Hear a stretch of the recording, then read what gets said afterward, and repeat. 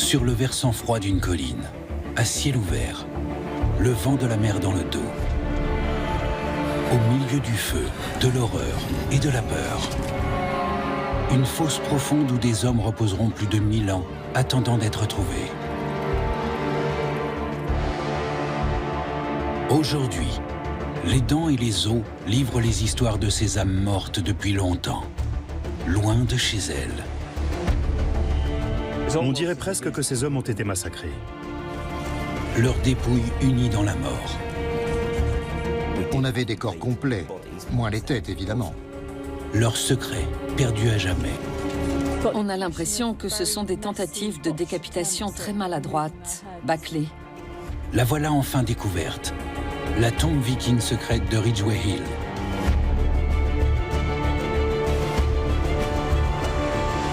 De la fin du 8e siècle au milieu du 11e, les peuples scandinaves quittent soudainement leur contrée pour se rendre là où la mer les conduira.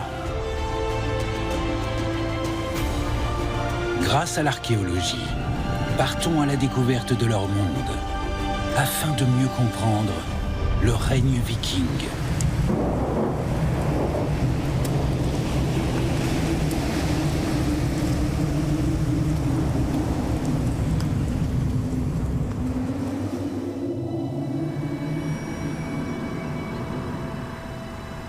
Le paysage de Grande-Bretagne est un tapis qui cache bien des secrets.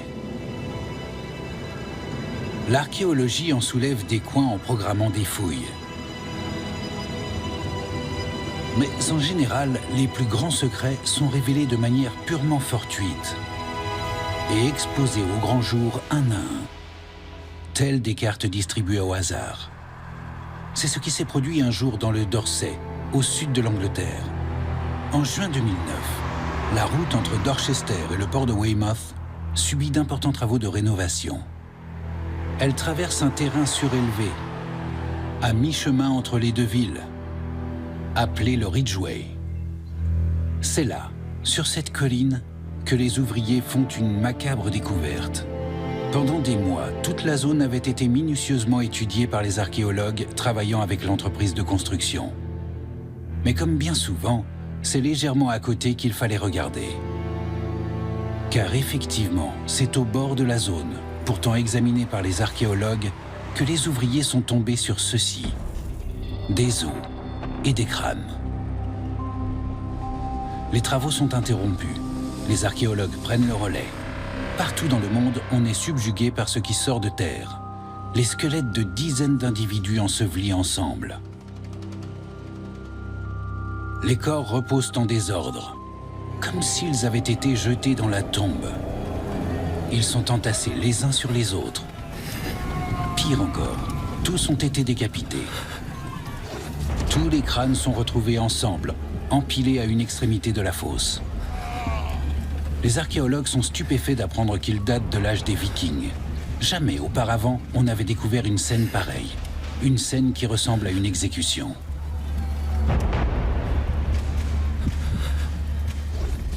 Quand j'ai entendu parler de Ridgway Hill, j'ai sauté de joie, parce qu'on a très peu de fosses communes datant de l'âge des Vikings. Or, ce genre de tombe tend à correspondre à un événement bien précis. Il peut s'agir d'une épidémie, d'un épisode de famine, du résultat d'une bataille, ou, comme c'est le cas ici, du résultat d'une exécution de masse. Fait inhabituel, sans ambiguïté. Les preuves sont flagrantes. La cause de la mort de ces hommes ne fait aucun doute pour les archéologues. Normalement, en tant qu'archéologue, les vestiges que l'on trouve sont là par accident. Ce sont des objets que les gens ont abandonnés et qui ont été ensevelis au fil du temps.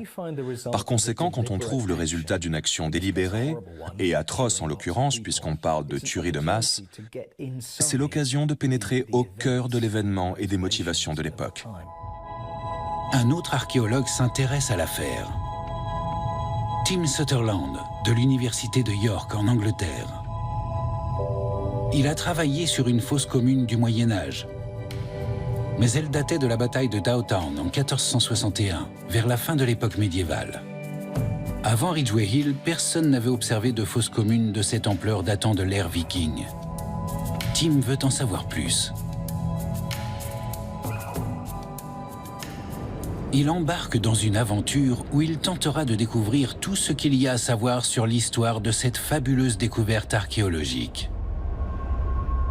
En compulsant les dossiers de fouilles, il en déterrera les vestiges. En premier lieu, cette histoire typique d'archéologue détective le conduit à mieux connaître le théâtre des événements, la région du Dorset.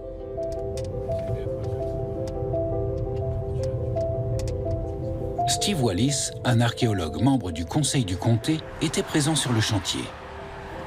Je comprends maintenant pourquoi c'est un lieu important. On est pile entre Weymouth et Dorchester. C'est ça.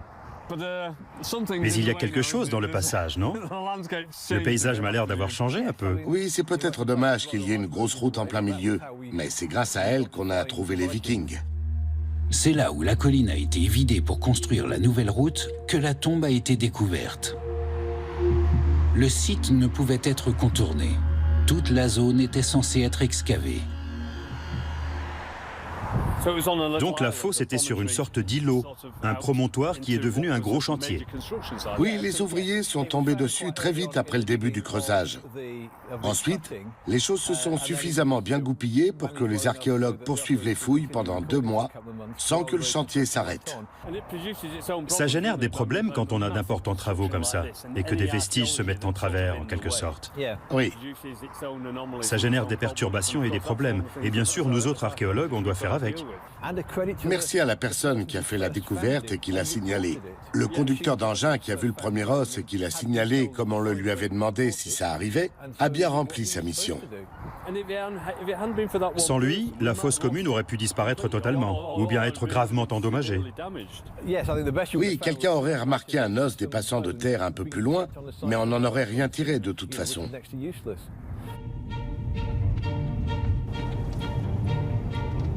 Rien ne relie le site à l'âge des Vikings. On pense immédiatement qu'il date d'avant la période qu'on rattache habituellement aux Normands, entre le 8e et le 11e siècle. Le fait est que cette région du Dorset grouille de sites archéologiques datant du Néolithique, de l'âge du fer et de l'Empire romain. C'est un paysage monumental au sens propre, et on voit très facilement pourquoi tout le monde a d'abord pensé que la fosse de Ridgway Hill remontait vraisemblablement à l'âge du fer. À quelques kilomètres de là, la colline fortifiée de Maiden Castle compte parmi les plus grands ouvrages préhistoriques du pays. Tout près de la fosse, à Dorchester, se trouve le site néolithique de Mambury Rings. Sa fonction reste floue. Servait-il de lieu de protection? De lieu de rassemblement? Il s'agit en tout cas d'un exemple de ce qu'il reste du paysage de la région, tel qu'il était pendant l'Antiquité. Tout le monde ne se rend pas forcément compte que ce monument est incroyablement ancien.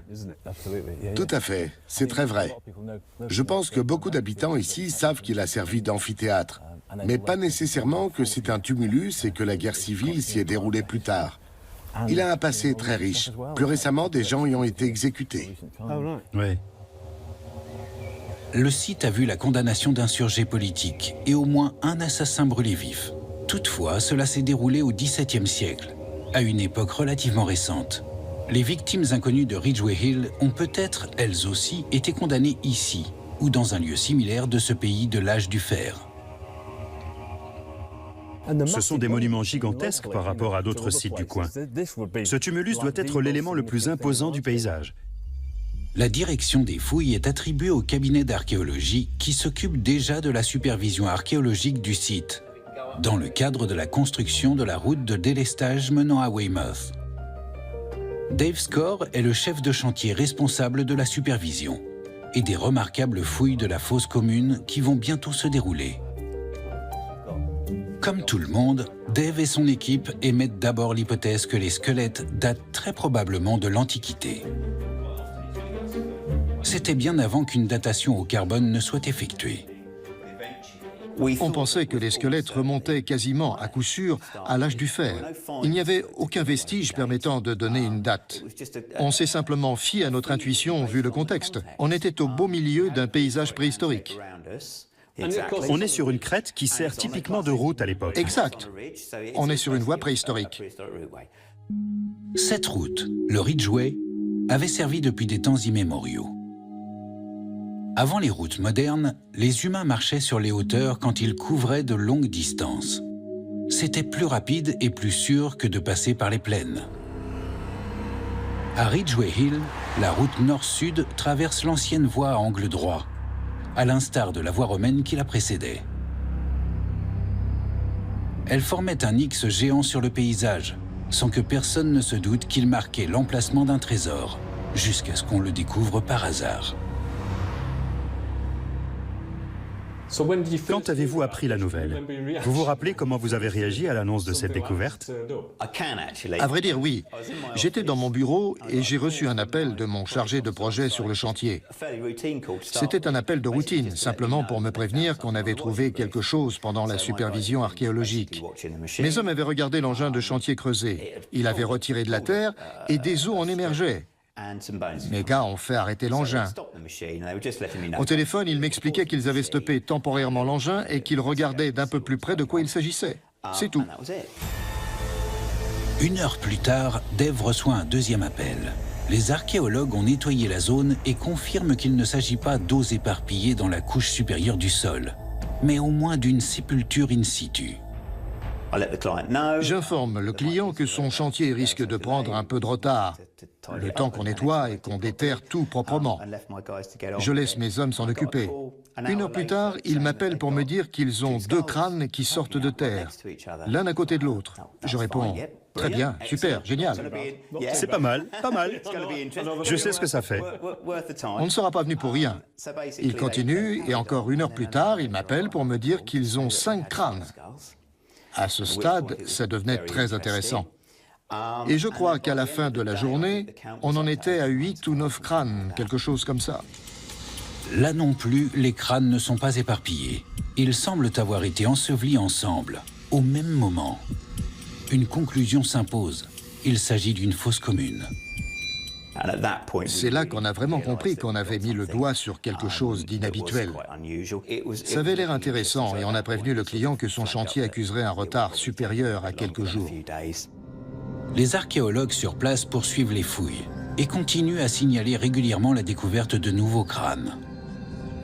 Vers midi, le lendemain, on avait tout un tas de crânes sortant de terre, jusqu'à ce qu'on en ait entre 20 et 25 exposés à l'air libre. Prochaine étape, nettoyer la zone autour des crânes. Très vite, les archéologues parviennent à définir les contours d'une fosse d'environ 5 à 7 mètres de diamètre. Les crânes sont empilés sur le bord et dans la tombe en elle-même. D'autres ossements sont mis au jour. Que s'est-il passé?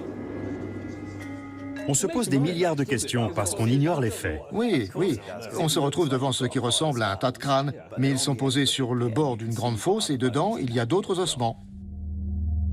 Dave est maintenant certain qu'il supervise un épisode archéologique majeur.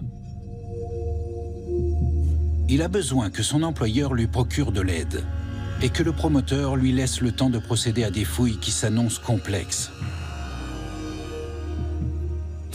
Il a fallu qu'on fasse une pause à ce moment-là pour faire venir des renforts.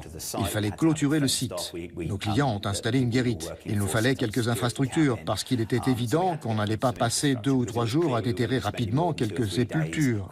Au contraire, on allait rester un certain temps et il était impératif que les travaux soient correctement réalisés. Le conseil du comté de Dorsey, qui saisit immédiatement l'importance de la découverte, organise les travaux de voirie afin qu'ils se poursuivent autour du site de fouilles, tandis que les archéologues continuent à récupérer les squelettes. On était juchés sur notre petite pyramide crayeuse avec le chantier qui se poursuivait autour de nous, encerclés par un joli petit talus clôturé avec une vue sur le balai des pelleteuses. Et on a pu travailler sur la fosse. Archéologiquement parlant, c'était les conditions idéales. Cette organisation fonctionne et permet aux fouilles de se poursuivre avec succès pendant plusieurs mois. Vous avez eu beaucoup de chance, compte tenu de la présence de ces énormes travaux routiers. On a eu énormément de chance. Le conseil, qui était le client final, et l'entreprise de construction ont été très aidants et très enthousiastes de toute façon. Évidemment, ça aide quand les vestiges sont hors du commun. Tout le monde comprend l'enjeu. Au total, les fouilles permettent d'exhumer 52 crânes et 55 squelettes. Certains sont aujourd'hui exposés au musée du comté du Dorset. Que se passe-t-il ensuite, une fois que des fouilles aussi importantes que celles de Ridgway Hill sont terminées? Que deviennent les os qui ne sont pas exposés? Pour le savoir, Tim se voit autorisé à accéder aux archives du musée du comté. La plupart des vestiges découverts sur les sites du Dorset depuis 200 ans y est conservé. Il s'agit d'une banque incroyable de sources primaires qui comprend les dossiers de fouilles de Ridgway Hill et plus largement toutes les archives liées aux fouilles. Ces dossiers sont identifiables par n'importe quel archéologue. Ce sont les archives du site. On a les carnets. Évidemment, tout archéologue qui se respecte a un carnet sur lui. Il compile les théories, les étapes et l'avancée de tout ce qu'on fait pour chaque jour de travail. Ici, on a une partie des théories initiales, des idées et des travaux effectués au moment précis où la fosse commune a été découverte. C'est génial parce qu'on tient entre les mains les vestiges de l'archéologue. En général, ces documents sont entreposés sans que personne ne les consulte, sauf exception. Mais pour un archéologue cherchant à comprendre comment s'est déroulée une opération archéologique, ils sont inestimables. Ils rassemblent les croquis, les esquisses, les notes, les pensées. Comme le public ne voit jamais cet aspect de notre travail, c'est fascinant. Ces carnets compilent les éléments essentiels. Il y a une entrée pour chaque jour de l'opération. Depuis son commencement, os par os. Voici la retranscription de l'inventaire de la tombe, ou comme il est écrit, de la fosse. Tout site archéologique compile ces données. Mais dans le cas d'un site important comme celui-ci, elles sont écrites en temps réel. Ici, on a squelette 8152. Chaque nombre précédé des initiales SK correspond à un squelette. Évidemment, ce carnet en est plein. Il y a des SK sur toutes les pages. Ensuite, on attribue un numéro à chaque crâne, parce que dans le cas présent, ils étaient séparés des restes des squelettes post-crâniens, comme on dit. Idéalement, on aimerait faire correspondre la bonne tête au bon individu. Chacun de ces squelettes est un individu. Il est question de gens, de personnes qui ont été tuées et jetées dans une tombe. Voilà ce qu'on essaie de trouver. Des infos sur des gens qui ont existé. Voici tout ce qui reste d'eux. Ce qui leur est arrivé s'est passé il y a 1000 ans. Le but consiste maintenant à collecter les données individuelles, les infos qui correspondent à chaque personne. Sur cette feuille, on a l'inventaire de l'ensemble du contenu du site, avant l'opération. Ensuite, on passe à la description de chaque squelette. Chacun des squelettes est détaillé sur une fiche individuelle. Pareil pour les crânes, dans le cas qui nous occupe, étant donné qu'ils sont séparés des corps, ce qui est assez inhabituel. Par exemple, sur ce squelette, les vertèbres du cou sont présentes. Axis avec 2 marques distinctes d'incision. Les axis sont les os du cou, et ça veut dire qu'on a la présence d'une lésion osseuse causée par une lame. Pour chaque individu, c'est pareil. Pas de tête sur celui-ci, ni sur celui-là, squelette sans tête, squelette sans tête, squelette sans tête, tête uniquement. Sur toutes les fiches, c'est soit l'un, soit l'autre, mais jamais un squelette entier, comme on le voit normalement. Tout simplement parce que chacun de ces individus a été décapité. Mais ce qu'il faut surtout retenir, c'est qu'on est en présence d'une fosse commune très inhabituelle. Ces fiches traitent de vraies personnes, de gens qui ont existé. Tous les os ont livré des informations, mais quant à savoir pour quelles raisons ces hommes ont été décapités et enterrés, le mystère demeure. Non seulement ces individus sont allés dans la tombe sans leur tête, mais quasiment sans rien d'autre. On avait parfaitement conscience d'avoir fait une trouvaille extraordinaire en matière de sépulture. mais on n'avait rien de plus. On n'a rien trouvé, aucune trace de vêtements, aucun bouton, aucune lanière, aucun objet, aucun bijou, aucun bracelet. Il n'y avait rien qui nous donne une indication sur la date. Afin de la déterminer, alors que les fouilles se poursuivent, on prélève des échantillons d'os sur certains squelettes pour les soumettre à une première datation au carbone. L'analyse ébranlera la théorie communément admise jusqu'à présent, selon laquelle les squelettes dateraient de l'âge du fer. Je crois que l'opération en était à la 5e ou à la 6e semaine quand les résultats sont revenus. Et quand on les a reçus, on a été stupéfaits. C'était étonnant.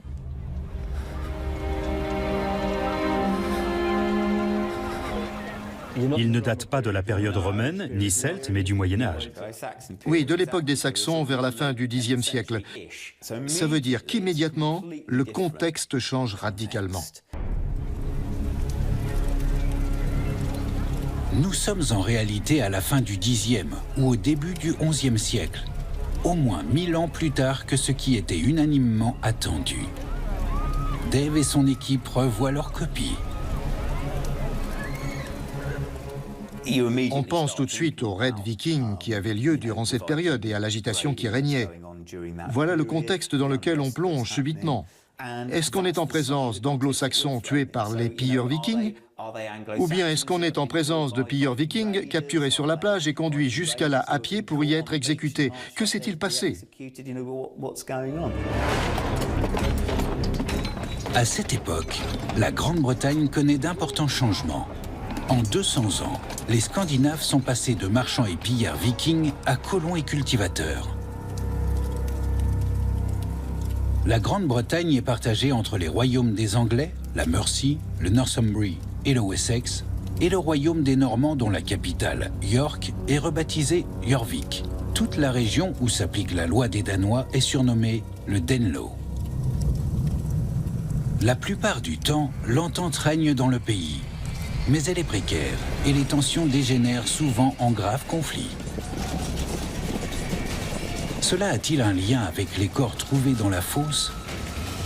Dans cette partie de la Grande-Bretagne, les Vikings sont historiquement liés à un endroit spécifique. Du haut du Ridgway Hill, le site de la tombe, on a une vue dégagée sur l'île de Portland. C'est là qu'a eu lieu le premier raid scandinave connu de l'âge des Vikings. Toutefois, cet événement s'est produit 200 ans avant que les hommes trouvés dans la tombe ne meurent.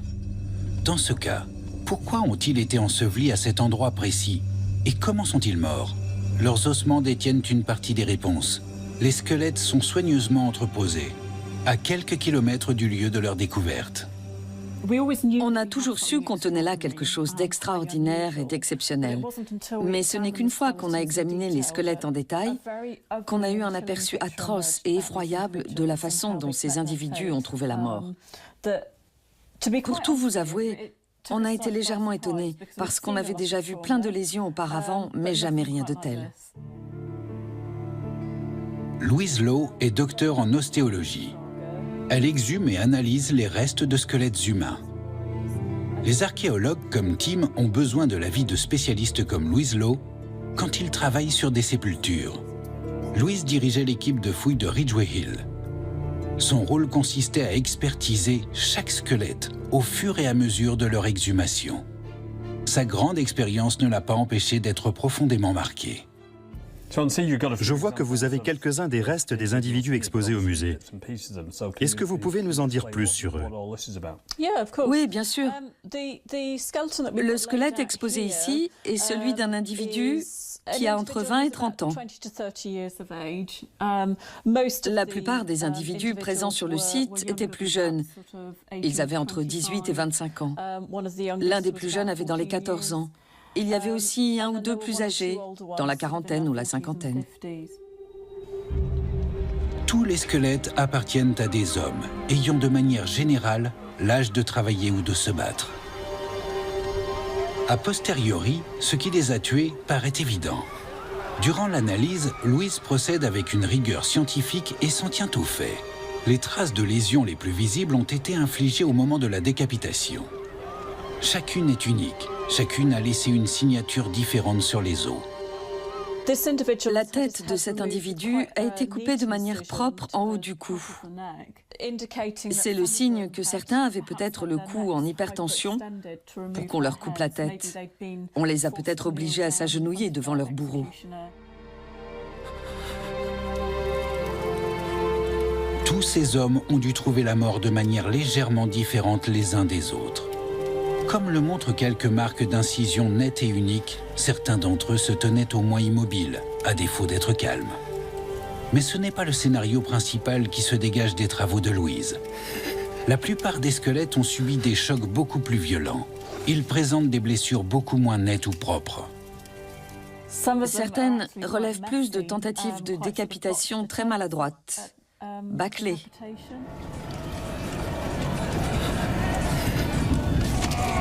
Peut-être que les bourreaux manquaient d'expérience ou travaillaient dans la précipitation. On observe à de nombreuses reprises que le cou a été porté bas et que la lame a coupé l'omoplate, comme ici, et la clavicule.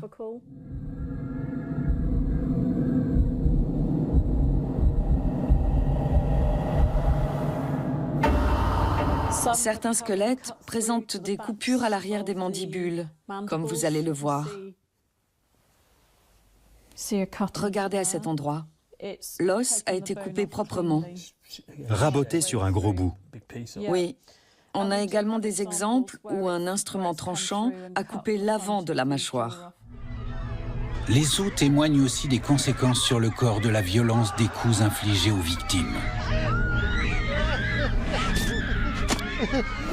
J'ai devant moi l'exemple de mâchoire de deux individus que l'arme blanche a sectionné en coupant des dents en deux, dans certains cas. Vous voyez ici qu'elle a séparé proprement le haut de cette molaire.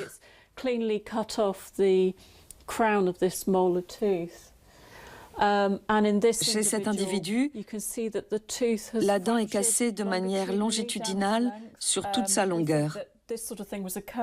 On pense que ça se produisait à cause de la violence du coup, qui provoquait une occlusion dentaire au moment où le coup était infligé au niveau de la nuque. En fait, les dents se fracturent à cause du choc de l'impact. Le choc entraîne la fracture. Oui, voilà. C'était encore un autre exemple de la violence de ces décapitations.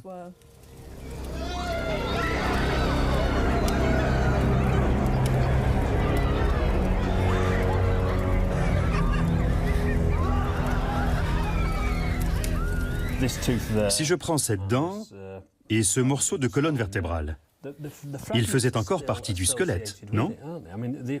Parfois, on part du principe que comme la dent a été tranchée, elle tombe par terre et se détache du corps. Mais elle a été trouvée avec son propriétaire, ce qui veut au moins dire qu'il avait la bouche fermée après sa mort et que donc sa dent est restée dans sa bouche. Ça fait froid dans le dos de penser que ces dents étaient probablement maintenues par des bouts de tissu tendineux. Peut-être que la dent est restée en place à cause du type de traumatisme infligé, à cause de la maladresse de celui qui décapitait. Comme le bourreau ne sectionnait pas proprement le cou, la lame délogeait des morceaux de peau qui permettaient de retenir les fragments de dents coupées à l'intérieur de la bouche. Que les blessures aient été propres ou pas, la décapitation de ces hommes a dû être un spectacle insoutenable. Évidemment, quand on sépare la tête du reste du corps, de part et d'autre des membres qu'on coupe, on a des bouts de corps qui volent. On a des morceaux de colonne vertébrale et des morceaux de chair qui tombent naturellement par terre. On dirait presque que ces hommes ont été massacrés. Possible. A-t-on des indices relatifs au type d'armes utilisées pour infliger ces blessures? Est-ce qu'elles étaient suffisamment aiguisées comme des épées ou relativement peu tranchantes et lourdes comme des haches? Vous posez une question intéressante. On a beaucoup réfléchi à l'arme utilisée. Et même si on ne peut pas exclure l'usage d'une hache ou d'un couteau, la plupart des blessures correspondent à une longue lame lourde. Ça n'a rien d'anodin, parce que l'utilisation de l'épée aurait revêtu un aspect très symbolique et pourrait suggérer que ces exécutions ont eu lieu suite à un décret émis par une autorité supérieure. Il s'agissait peut-être d'une sorte d'exécution décidée par décret. À la fin des années 900 et au début des années 1000, la plupart des criminels de droit commun étaient pendus. À une époque, on jugeait nécessaires les démonstrations publiques de pouvoir et de justice. La mort par l'épée n'était réservée qu'à une poignée de crimes. Alors, traîtres, soldats ennemis capturés, pillards vikings? Y a-t-il le moindre indice concernant l'identité de ces hommes ou la raison de leur exécution? Au total, on a une cinquantaine d'individus exécutés. On pourrait estimer qu'il reste éventuellement un léger doute, mais on est relativement sûr de nous. En tout cas, je pars là-dessus. À l'époque, on ignore qui sont ces gens. Naturellement, on pouvait élaborer tous les scénarios possibles sur les anglo-saxons qui auraient capturé des pillards vikings ou sur des vikings qui auraient exécuté des anglo-saxons. En ce temps-là, il y avait aussi quelque chose d'assez fréquent qui consistait à établir des traités dans le but d'échanger des otages, par exemple. Ça pouvait donc être des otages qui avaient été exécutés, une partie signataire n'ayant pas respecté sa part du marché. L'autre avait procédé à l'exécution des otages. Un autre événement pourrait s'avérer pertinent. Ethelred le Malavisé, roi d'Angleterre, exaspéré par les conflits avec le Danelaw, ordonne la mort de tous les Scandinaves vivant en Grande-Bretagne, même les colons pacifiques. C'est le massacre de la Saint-Brice. On a trouvé ailleurs en Angleterre des vestiges qui correspondraient à cet événement. Mais les ossements sont disséminés de manière plus aléatoire et appartiennent à un large éventail de personnes, dont des femmes et des enfants. À Ridgeway Hill, il n'y a que des squelettes d'hommes, tous entassés au même endroit, et non éparpillés comme lors d'un massacre de civils. Grâce aux sources de l'époque, Dave et son équipe élaborent des hypothèses. Une ou deux personnes ont émis l'idée qu'il ne s'agissait pas exactement d'un massacre, ou que ce n'était peut-être pas un massacre de la population civile, mais qu'il se pourrait qu'Ethelred ait eu envie de se débarrasser de mercenaires vikings qu'il employait et dont il n'avait plus besoin. Intéressant. À vrai dire, je dirais que c'est possible. Il est tout à fait possible que ce soit le cas. Cela dit, peut-être que ces hommes aient été des pirates vikings capturés. Il est possible que les vikings aient envahi la région et qu'ils obligeaient les hommes de Weymouth à marcher jusqu'au sommet de la colline pour les exécuter. Le fait que cet événement soit survenu dans cet endroit précis, un endroit qui fait immédiatement penser aux procédures judiciaires de l'époque anglo-saxonne, amènerait tout de même à penser que ce sont des anglo-saxons qui ont procédé à la mise à mort.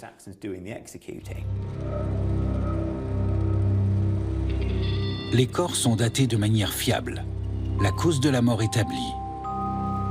Pourtant, rien ne permet encore de savoir si ces hommes étaient des traîtres, des prisonniers de guerre ou des vikings venus de l'autre côté de la mer. Par chance, une autre procédure va lever le voile sur ce mystère.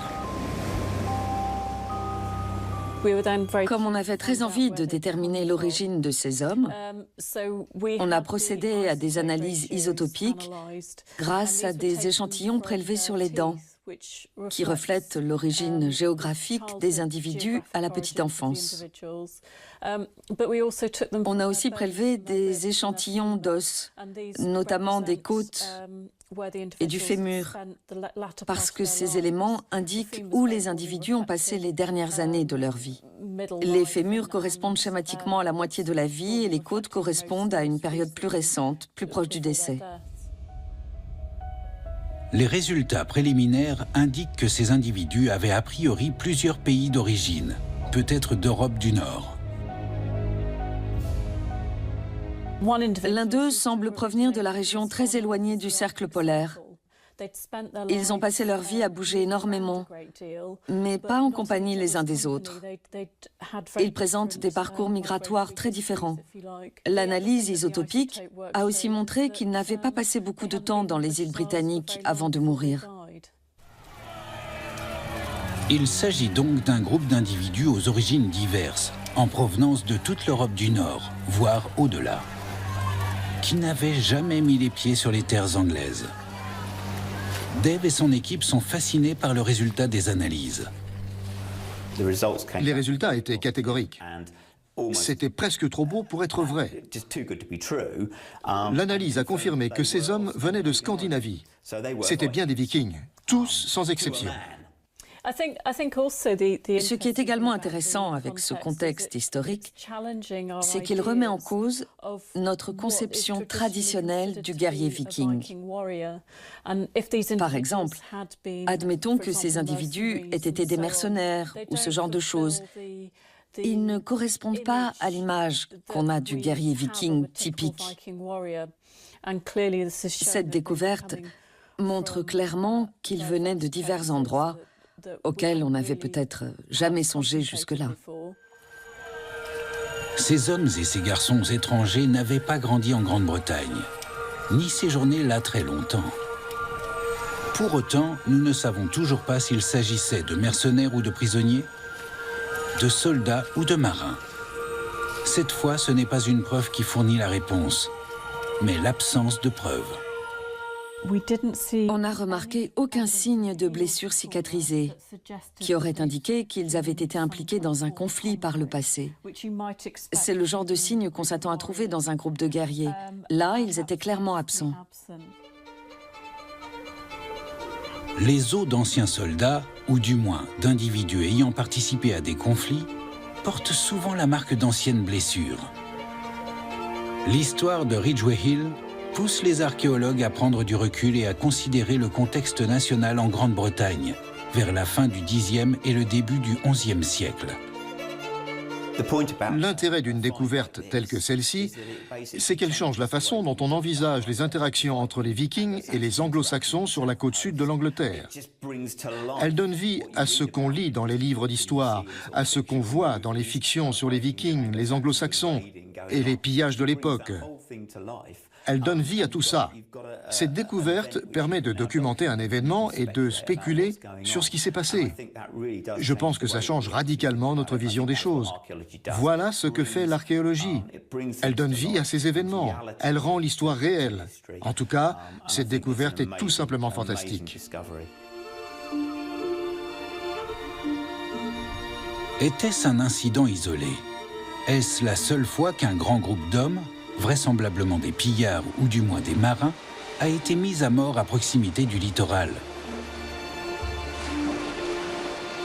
Sachant que les pillages vikings se sont déroulés sur plus de 200 ans, il paraît peu probable que ce soit la seule fois qu'une telle exécution se soit produite. Grâce aux vestiges et aux analyses, nous avons dorénavant une vague idée de ce qui a pu se passer. Un groupe d'hommes, âgés de 14 à 50 ans, furent conduits à Ridgway Hill, suite à leur capture sur la côte, ou leur procès, ou bien leur prison à Dorchester. Dans tous les cas, ils ont certainement emprunté l'ancienne route romaine.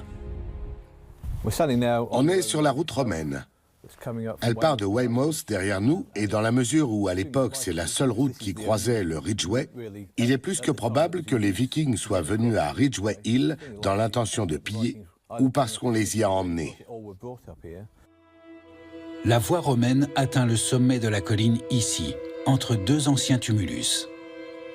Quand on regarde de ce côté, derrière l'arbre, on voit le site de la tombe. On a une vue quasiment identique à celle qu'on devait avoir à l'époque. Elle donne une très bonne idée de la configuration du terrain, qui grimpe doucement en suivant la crête de la colline vers l'est, et pareillement vers l'ouest derrière nous, formant ainsi une très jolie petite dépression naturelle sur le Ridgway.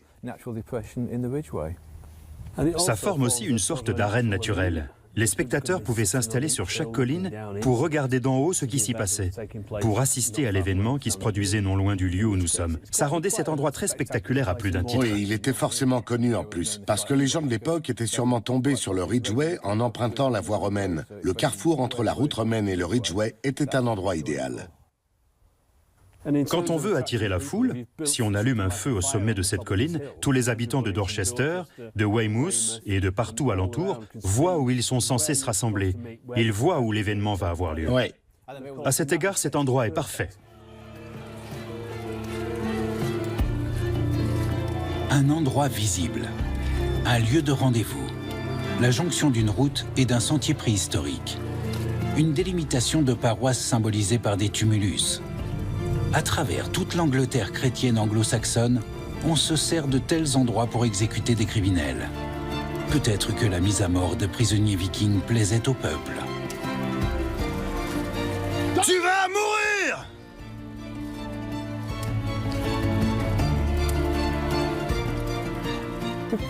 Comme les gens avaient des vies banales et qu'ils avaient très peur des Vikings, ça pouvait être un moment de fête, de divertissement avec un combat. Une très bonne idée pour se faire obéir du peuple. Donc oui, quelque part, ça devait être un moment de fête. Si jamais on peut utiliser le terme de fête pour décrire une cinquantaine d'hommes se faisant couper la tête. Le châtiment du condamné se poursuit dans l'au-delà. Les victimes ne sont pas enterrées dans un cimetière chrétien, mais ici, dans un lieu de sépulture de l'Antiquité. En tant que païens, les Vikings n'y voyaient peut-être pas d'inconvénient. Qu'il se soit s'agit d'une célébration ou d'un assujettissement, quelle qu'ait été l'origine de ces hommes, quel qu'ait été leur crime, ce qui s'est passé ici demeurera vraisemblablement un mystère. Ridgway Hill reste une énigme. On ignore pourquoi ces hommes ont été tués. Les habitants de la région en voulaient clairement à quelqu'un, à un groupe de personnes venues de l'étranger. S'agit-il d'une bande de pillards vikings qui est capturée et finit mal?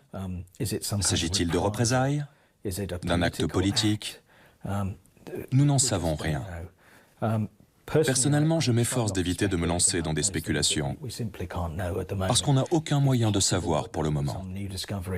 Il est possible que de futures découvertes lèvent en partie le voile sur ce mystère, mais je préfère voir ça comme une indication de ce qui se passait sûrement partout dans le pays en période conflictuelle.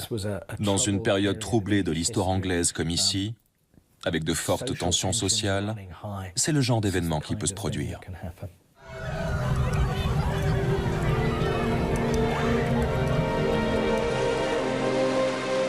La côte et les reliefs de Grande-Bretagne sont susceptibles de cacher d'autres vestiges de ces temps troublés. Il y a peut-être d'autres tombes, sur d'autres littoraux vallonnés.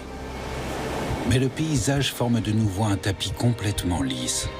Et la mer qui le borde demeure encore et toujours un témoin silencieux.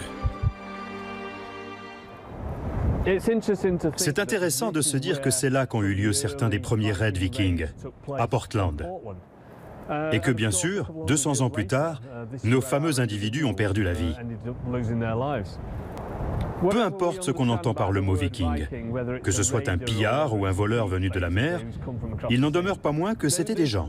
S'ils sont venus ici, c'est probablement pour accéder à une vie meilleure, d'une manière ou d'une autre.